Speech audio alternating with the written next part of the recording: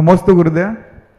गुरुदेव ऐसा बोलते हैं पुरुषार्थ करने से सब कुछ हासिल हो सकता है, बट पुरुषार्थ इंसान करता है किसी चीज़ में, उसको बहुत चीज़ें उपलब्ध नहीं हो पाती। तो इसको भाग्य समझे या पुरुषार्थ, इसमें क्या डिफरेंस है? और आजकल कॉमन शब्द हो गया है कि ये तो हमारे भाग्य में था, ये तो हमारी किस्मत में था। तो इसको क्या समझे गुरुदेव हम? और जो समझना हो वो समझ लो तुम, लेकिन इतना पक्का समझो कि भाग्य और पुरुषार्थ दो अलग अलग चीज़ें नहीं हैं। भाग्य पुरुषार्थ से बनता है और कई बार भाग्य से पुरुषार्थ करने का सामर्थ्य पैदा होता है। कोई भी कार्य एक ऐसा ताला है, कोई भी उपलब्धि एक ऐसा ताला है जिसके लिए भाग्य पुरुषार्थ दोनों की चाबियां लगती हैं। अगर दोनों आपके पास हैं तो काम होता है, वरना पड़े पारसी बेचें तेल, जे देखो करमन के खेल। पड़े फारसी तो आप पुरुषार्थ करते रहिए। पुरुषार्थ करने वालों, वो तो कोशिश करने वालों की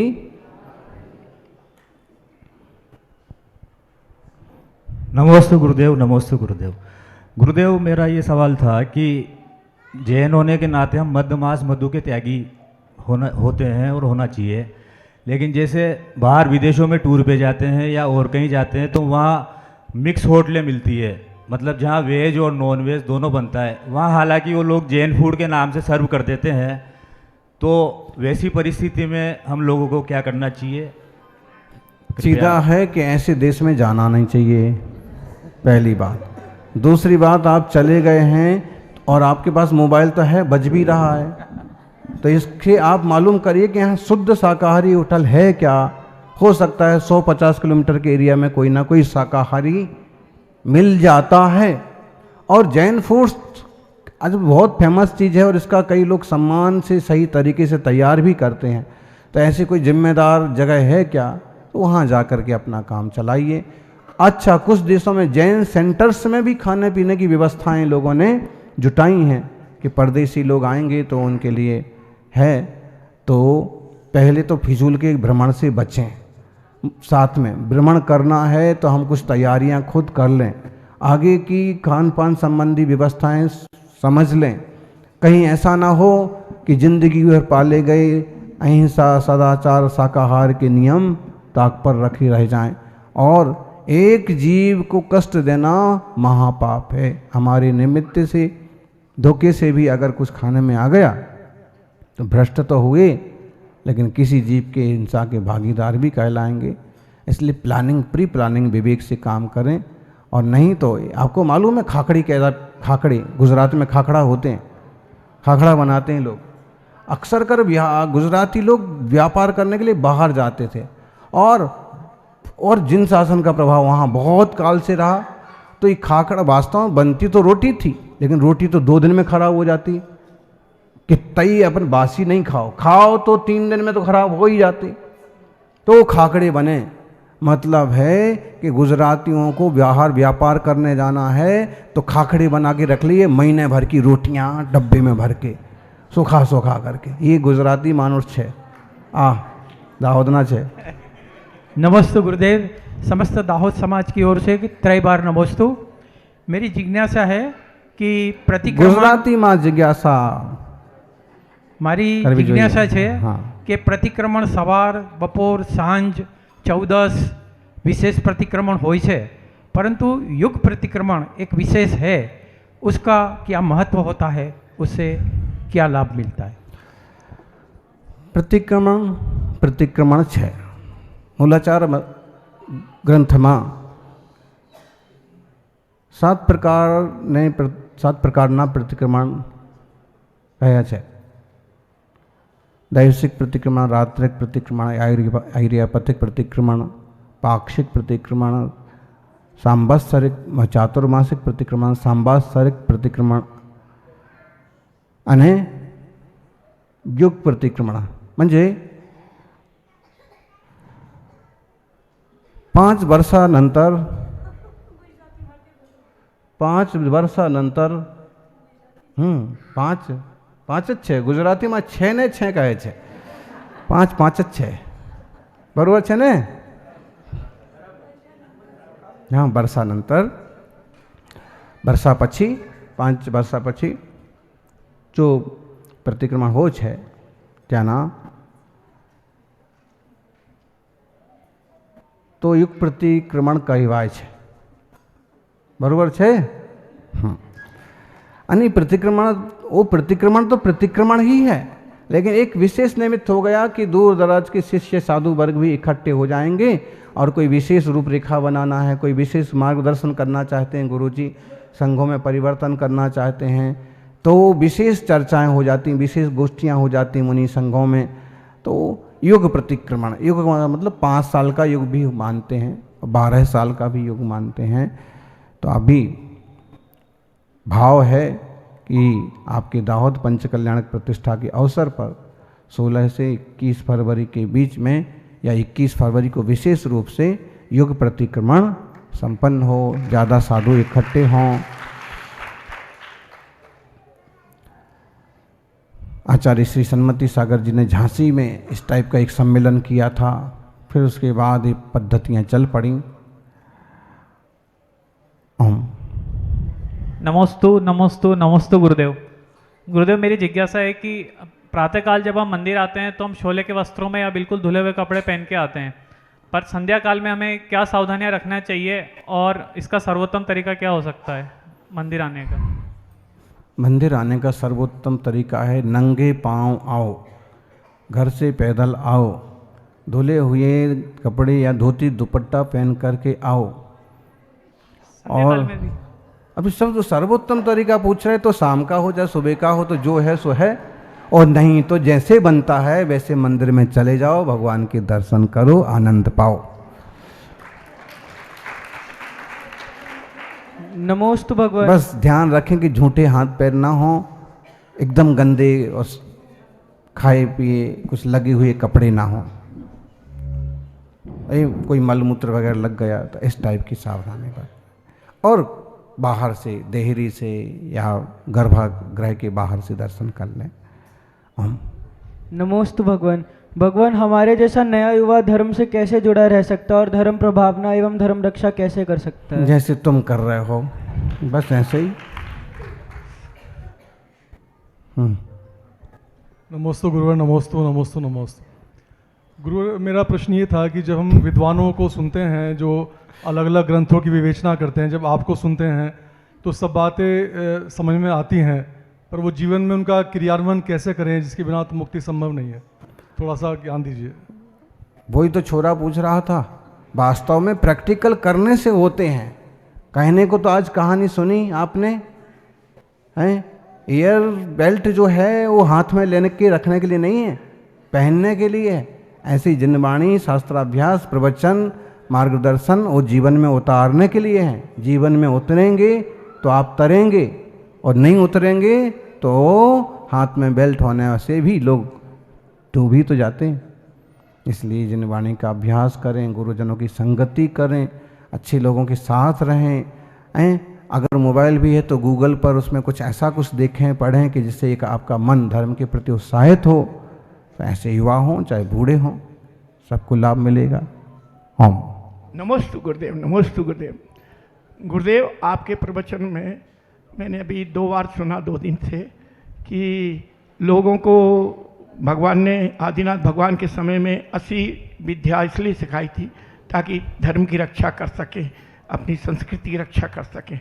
आज हमारी संस्कृति पर निरंतर कुठाराघात हो रहा है, और ना तो हम अस्त्र चला रहे हैं, ना शस्त्र चला रहे हैं, ना अकल चला रहे हैं। और ये जमाना अकल चलाने का है, सबसे पहले तो ये समझ लें हम। जी सर। क्योंकि अस्त्र शस्त्र, वो बात ठीक है कि इन चीज़ों का अभ्यास साधाग्रस्त को होना चाहिए, हैं? लेकिन जरूरी नहीं है कि उससे आप सफल हो जाएं। अंततः महावीर प्रभु ने यही कहा है कि आप जो है अपनी अकल से, अपने विवेक से, अपने धन से, साम दाम दंड, तो सबसे पहले तो साम से काम करो, भाई अच्छे से हाथ जोड़ के काम चल जाए। फिर दाम से काम करो, 6,000 रुपया दे दो, डेवड़ा दे दो, लेकिन फिजूल के झंझट में पड़ो मत, अपना काम निकाल लो। और फिर आता है दंड। अगर सक्षम हैं और प्रति उत्तर में ज़्यादा संकट नहीं पैदा हो तो आप दंड की योजना करो। प्रति उत्तर में ज़्यादा खतरनाक चीज़ें पैदा हो जाएंगी तो फिर वो सोच करके कदम रखने की ज़रूरत है। जी महाराज जी, अभी हमारे गिरनार जी पे और भेद में मूर्ति ऐसा विराजमान कर दी गई। हम सब समाज तमाशा देख रहे हैं। आपकी कृपा से हमने कुछ कोशिश भी की, लेकिन सब समझा रहे हैं चुपचाप रहो, चुपचाप रहो। कब तक चुपचाप रहे? हमारे मंदिर को कब्जा कर लिया गया, मूर्ति पधरा की गई, हम लोगों को दर्शन पूजन नहीं करने दिए जा रहे हैं और प्रताड़ित किया जा रहा है। अब हम कब तक चुपचाप रहें? आपकी ऐसे हमें दो, कब तक समझा भी दिया, सबको सुनाया जा रहा है। बात जो है, अंधेर नगरी चौपट राजा। एक बात समझें, अपन की खूब भावना है, लेकिन इस बात को समझना पड़ेगा, जिसकी लाठी उसकी भैंस होती है। अगर आपके पास लाठी नहीं है और आपकी भैंस छीन ली गई तो आप थोड़ा धैर्य रखो, हाथ में लाठी आवे इस तरह की कोशिश करो। नमस्ते भगवान। एक पुस्तक में लिखा था कि जो श्रावक 24 घंटे धर्म ध्यान करेगा तो उसकी गृहस्थी बिगड़ जाएगी, और जो साधु 24 घंटे श्रावक के संपर्क में रहेगा उस साधु की समाधि बिगड़ जाएगी। इस लाइन का क्या आशय है? सीधा आशय, श्रावक यदि धर्म ध्यान करेगा, इसकी बजाय अपन ऐसे भी कह सकते हैं कि धार्मिक क्रियाओं में ही रमा रहेगा, तो उसकी गृहस्थी बिगड़ जाएगी। क्यों? क्योंकि अगर वो धार्मिक क्रियाओं में ही पूरी तरह से रमा हुआ है तो क्या होगा? धार्मिक क्रियाओं में सुबह सामायिक करना है, दोपहर को सामायिक करना है, शाम को सामायिक है, अच्छी बात। लेकिन अगर उसकी गृहस्थी कच्ची है, परिपक्व नहीं हुआ परिवार, और वो केवल साफ धार्मिक क्रिया में लगा है, दुकान भी नहीं जा रहा है, कमाई का कोई साधन नहीं अपना रहा है, परिवार परेशान हो जाएगा। लेकिन धर्म ध्यान तो कर सकता है 24 घंटे। कैसे? मंदिर में पूजा की भले आधे घंटे, लेकिन उसके बाद भी परिणाम बहुत सीधे सच्चे हैं, सरल हैं। व्यापार भी ईमानदारी से कर रहा है, और व्यापार करते करते भी भाई 2% से ज़्यादा, 5% से ज़्यादा मुझे मुनाफा नहीं कमाना है, मुझे गलत नहीं तोलना है। अब गलत नहीं तोलना है, प्रैक्टिकल धर्म ध्यान हो रहा है। कम ज़्यादा नहीं देना है तो ये अचौर्य व्रत का पालन हो रहा है। मेरी कमाई हो गई, आज दिन भर का टारगेट 2000 रुपये का था, 5000 रुपये का था, पूरा हो गया, अब मैं जा सकता हूँ घर। तो उसने एक तरह का निर्लोभता पाली, परिग्रह अणुव्रत का पालन किया है, परिग्रह परिमाण का पालन किया। मैंने इस महीने में इतनी कमाई हुई, मेरे 7%, 5% दान निकालना है। आज मेरी इतनी कमाई हुई, इसमें से 100 रुपये गुल्लक के लिए निकालना है। तो देखा जाए धर्म ध्यान तो उसका 24 घंटे चल सकता है। उसमें तारतम्यता होगी, परिणामों की कुछ ऊंचा नीचा परिणाम होगा, लेकिन उसका धर्म ध्यान का परिणाम, आज्ञा विचय अपाय विचय का परिणाम चल सकता है, लेकिन क्रियाएं नहीं चल सकती। इसलिए धार्मिक क्रिया अगर दिन भर करेगा तो एक सादा गृहस्थी परेशान हो जाएगा, गृहस्थी उसकी डिस्टर्ब हो जाएगी। और अगर मुनिराज 24 घंटे गृहस्थी के चक्कर में पड़े रहेंगे तो उनका मोक्ष मार्ग बिगड़ जाएगा। फिर उनने कहा कि चलो महाराज मंच पर बैठो। हाँ ठीक है बैठो, सामायिक छूटे, रात को बोलो, भले लोग नाम धरें तो धरें, बोलें, भले अपना क्रिया छूट जाए, अपना व्रत छूट जाए, रात्रि का मौन तक ना पले, तो धीरे धीरे गृहस्थों के चक्कर में वो भी कई काम गृहस्थी जैसे ही वैसे ही चलना, वैसे ही बात करना, वैसे ही लेखा जोखा, वैसे ही लेन देन, वैसा ही खींचतान, वैसे ही भाषा हो जाती है। इसलिए गृहस्थी जनों से साधुओं को उतना ही संपर्क रखना जिससे उनकी साधना सधी रहे और गृहस्थी धर्म से बंधा रहे। ओम। नमस्ते भगवान। नवीना जैन पालोदा से वसुनंदी श्रावकाचार में गाथा नंबर 434 और 435 में बताया गया कि कमल के दग्ध होने के पश्चात शरीर के बाह्य त्रिकोण स्थित अग्नि का चिंतन करे, जो ज्वाला के समूहों से जलते हुए बड़वानल के समान ध्यान करे। इसका आशय क्या है? नमस्ते। ज्ञानार्णव में पढ़िए, अग्नि धारणा का स्पेशल वर्णन किया है। और सीधा सा इसका वर्णन ये है कि जब कोई व्यक्ति धर्म ध्यान में, संस्थान विचय धर्म ध्यान में और उसके भीतर भी पिंडस्थ धर्म ध्यान में धारणा ध्यान करता है तो बड़ी सुंदर परिकल्पना होती है। और 3-4 बार जप जोगम में हम इसका प्रयोग भी करा चुके हैं कि अपने नाभि कमल, सबसे पहले तो एक पूरा एक ध्यान का एक चैप्टर है, एक पूरा एक घड़ी का 25-30 मिनट का एक पूरा विषय है ये। इसे सब 2 मिनट में ऐसे समझें कि बहुत बड़े सागर की कल्पना करें, उसके बीच जम्बूद्वीप जैसा बड़ा सारा सुमेरु पर्वत है, या फिर सुमेरु पर्वत जैसा बड़ा सारा कमल है, कमल के ऊपर सिंहासन है, सिंहासन के ऊपर हम विराजे हैं और फिर हम ध्यान कर रहे हैं अत्यंत सुंदर स्फटिक के सिंहासन पर। फिर ध्यान में शुरुआत करते हैं कि मेरी नाभि कमल पर एक 16 पाखुड़ी का सुंदर कमल है, प्रत्येक कमल की एक एक पाखुड़ी पर 16 स्वर आ ई 16 स्वर लिखे हुए हैं, बीच में रंकार बीजा लिखा हुआ है। उस बीजों कर्णिका पर जो बीज है उसकी रकार की रेफ से आग पैदा होती है, चिंगारियाँ उठती हैं।